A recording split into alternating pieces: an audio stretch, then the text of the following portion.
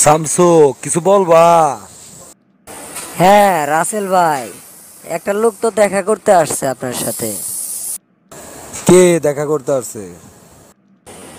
CNG station থেকে যে চাঁদা উঠায়, তার নাম হিটলার, দেখা করতে আসছে আপনার সাথে।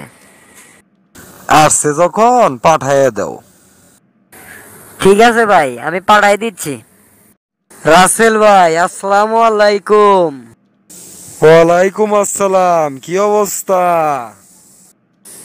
আপনার হাত আমার মাথায় থাকলে খারাপ কেমনে থাকি ভাই? কথা তো ভালোই শিখছ।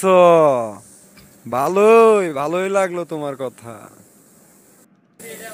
যাই হোক, এখন কিসের জন্য আসছ সেটা বলো। গতকালকে তো শামসু ভাই গেছিল, যাই আমার কাছ থেকে 2 লক্ষ টাকা নিয়ে আসলো। কিন্তু আমার কথা হচ্ছে যে কিছু টাকা কম নেওয়া যায় না? কম নেব মানে? বলছিলাম যে সামনে তো নির্বাচন, এখন জনগণের অবস্থা ভালো না।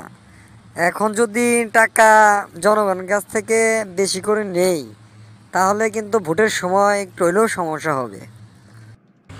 ভোটের সময় নিয়ে তোমার চিন্তা করতে হবে না। তুমি আমাকে 2 লাখ টাকা দিছিলা, সামনে মাসে 2.5 লক্ষ টাকা দিবা। আর ভোট, ভোট আমি টাকা দিয়ে কিনবো, টাকা দিয়ে। যাও। ঠিক আছে চেয়ারম্যান স্যার, তাহলে আজ আমি যাই। তাহলে যাও, চাঁদার কথাটা যেন মনে থাকে। ঠিক আছে, যাও। ভাই আমারে ডাকছিলেন, বলেন কি বলবেন। ডাকছিলাম তো, আগে সিএনজি স্টেশন থেকে কত টাকা করে উড়াইতা প্রতি সিএনজি এলাকা কাছ থেকে?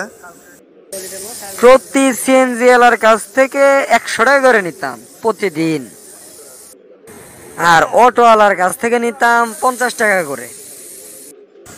রাসেল ভাই বলে দিছে এখন প্রতি সিএনজি এলার কাছ থেকে টাকা উঠাইতে হইবে 150 টাকা, আর অটোওয়ালার কাছ থেকে তুলবা 100 টাকা। এইভাবে টাকা উঠাইলে তো সামনে নির্বাচন, তখন কি জনগণ আমাদের পক্ষে থাকবে? এগুলো নিয়ে চিন্তা ভাবনা করা লাগবে না। তুমি টাকা তুলতে বলছি, টাকা তুলবা। ঠিক আছে, জনগণ থাকবে না থাকবে সেটার চিন্তা হলো আমাদের,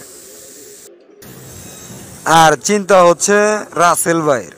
ঠিক আছে, তোমার ভাবতে হবে না। ঠিক আছে ভাই, ঠিক আছে, আমি আর এই বিষয়গুলো নিয়ে চিন্তা ভাবনা করলাম না।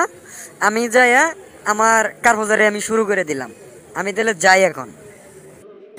আচ্ছা ঠিক আছে, যাও তাহলে, আর কাজ বাজ ঠিকঠাক মতো করো। নেক্সট পরবর্তী পেতে আমার ইউটিউব চ্যানেল রাকিব সাবস্ক্রাইব করুন, লাইক করুন, শেয়ার করুন এবং কমেন্ট করতে ভুলবেন না।